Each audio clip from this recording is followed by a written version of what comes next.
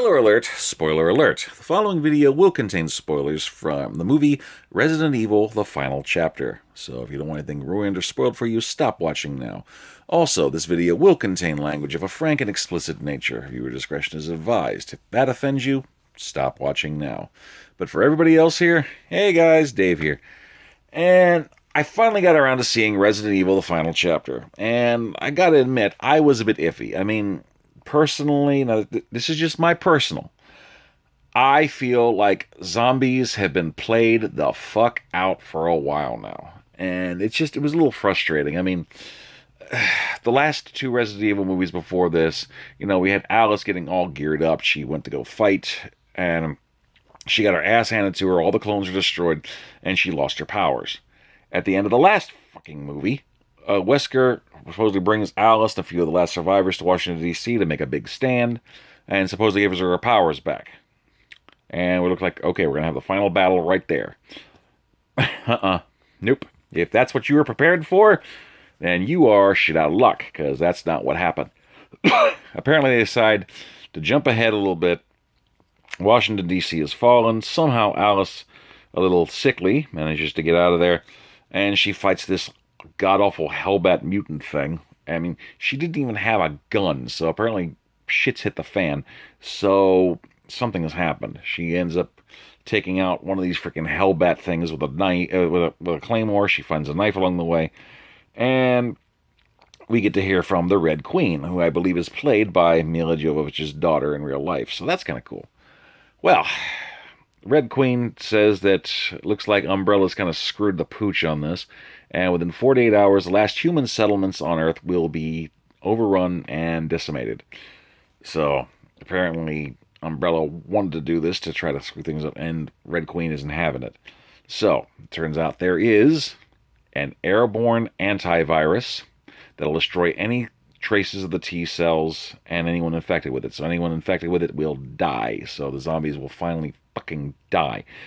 But, if you remember, even though Alice doesn't have her powers anymore, she's still infected with the T virus. And she's actually prepared to pay the ultimate sacrifice. So she makes her way to Raccoon City with the new time clocks. And now time is of the essence in this. It's definitely got that Mad Max vibe. I mean, she gets into all kind of trouble along the way, of course, and every time she gets knocked out, I mean, there's several hours that get taken off the clock when she wakes up, so. And the doctor, who she took out some time ago, who was all mutated and stuff, turns out she just took out a clone, and we got to find out more about the past of Alice, as well as the woman that was the inspiration for the Red Queen. Turns out she wasn't just infected with the T-virus to cure her. She had progeria, so she was prematurely aging. So this comes in handy in the future. So eventually, Alice manages to get her ass captured, strung along, and dragged behind what looks like a thunder tank. I mean, I swear to God, they spared money for the set and these thunder tanks. That's what I'm calling them, the thunder tank. They look like they are like something that was supposed to be in one of the G.I. Joe movies but didn't make it for some reason. These things look badass. So if you like improvised weapons, last stands of the survivors of humanity, and the whole apocalyptic thing, this is actually pretty good. The only downside I saw about some of the action sequences is it can be a bit frenetic. I mean, they got the shaky cam, they got the cutting from here and there real quick. If you got motion sickness, it's possible you could get sick watching this, so that could be a downer. So just don't throw up on anybody. Try to use a popcorn bucket if you can help it.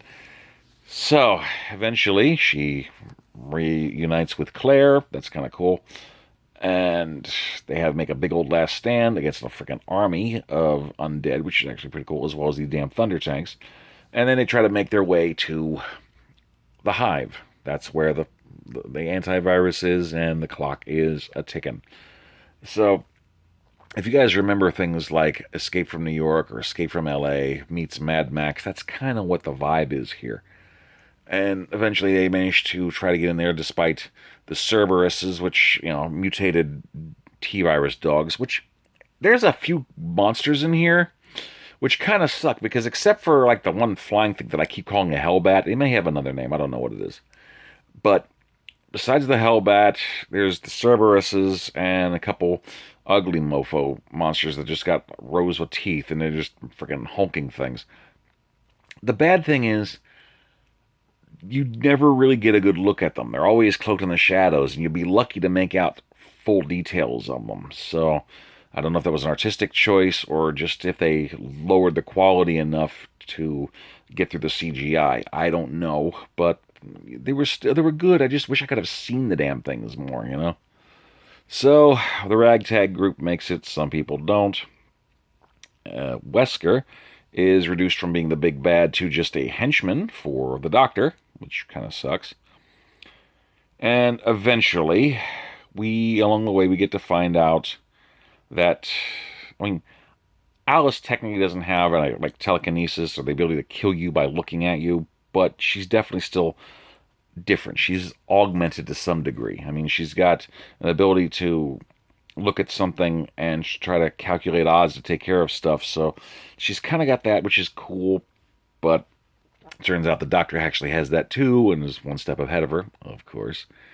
There's several clones in this freaking movie. You never get to tell who's really who here, which kind of sucks. Eventually, the real people come out, including we find out that Alice is a clone. Yeah, the Alice we found out, the one that had the clones and stuff, she's not even the original. The reason she didn't have a memory is because she was grown from apparently Alicia, the woman who was the daughter of the Doctor that invented the T-virus, as well as the physical model for the Red Queen. So she comes out of hibernation, as well as the Doctor. We find out some touching stuff here about that the Red Queen was the child that she wanted to be.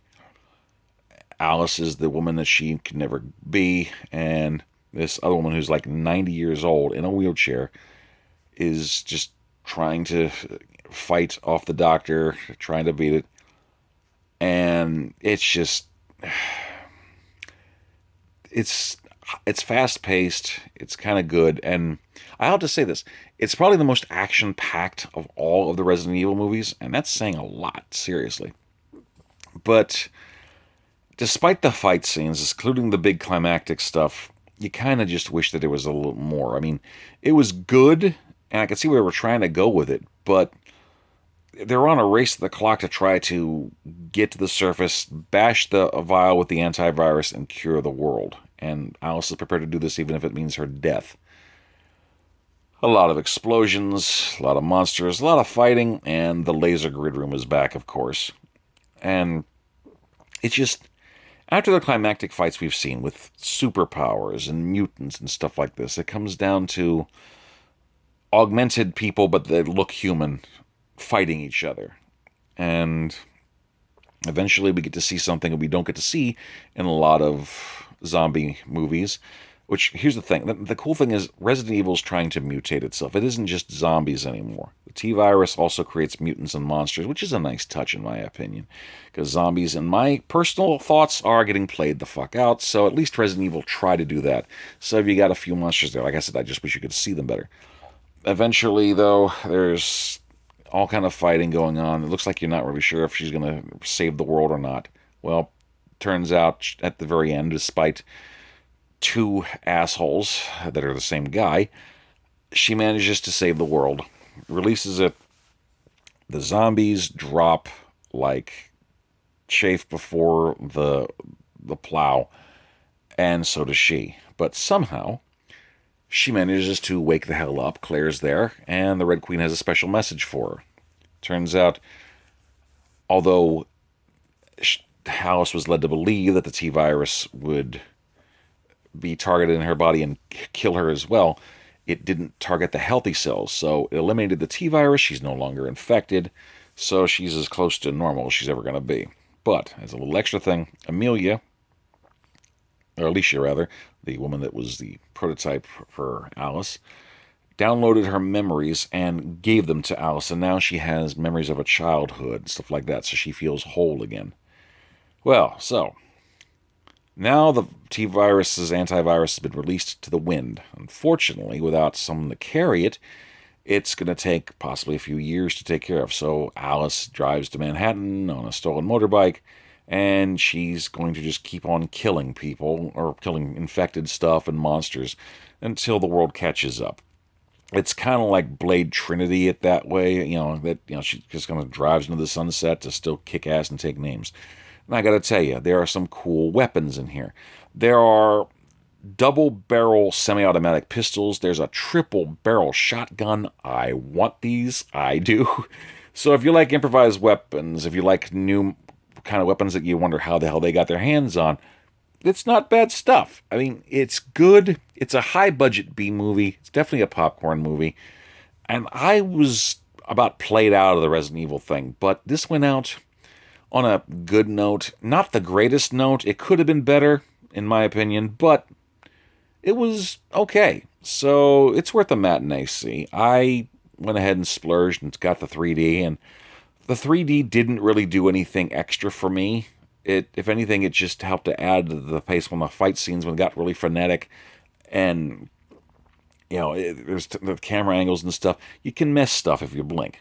And so, like I said, the 3D, in my personal opinion, didn't add anything. If you get motion sick easy, that could possibly work, but it didn't really stand out. There were no real big 3D effects that impressed the hell out of you or tried to make you do a jump scare, as far as I'm concerned. I mean, yeah, there were a couple of monsters that jumped out and whatnot, but it didn't take full advantage of the 3D, in my opinion. So it was okay. It was good. It was enjoyable. But like I said, go to the matinee. It had a big drop-off after the opening weekend. If you want to finally see the movie that's going to finally end the chapters, thank God it's over. Now Resident Evil 7 Biohazard can come out and do its thing. If you want to just see the ending of this chapter so this baby can be put to bed, go ahead. Of course, the worst part is they still leave it open for possibility for yet another fucking movie, which some people might clamor for, and I think they could try to squeeze it in if it makes the bank, but I don't think it's going to do that. So enjoy it for what it is. The final chapter in the Resident Evil saga, in the movies at least. So if they decide to reboot, they're probably going to do stuff more like Resident Evil 4, stuff like that. So it'll be kind of cool to see them try to elevate it, because the games are certainly taking off, and the movie franchise went as far as they can go with it. So here's hoping that that continues to evolve. But the movie is gone. The movie is done. The franchise is over with. And Mila Jovovich, you're my girl. I love to watch you in the various stuff, but I'm glad that the nightmare is over. I really am. But that's just my opinion. I could be wrong, but it's all subjective anyway. So, what did you guys think of Resident Evil, the final chapter? Please like, comment, subscribe, share, pass this bad boy around. Let me know what you think. I love to have discussions about stuff like this. So, until next time, Dave signing off. Peace.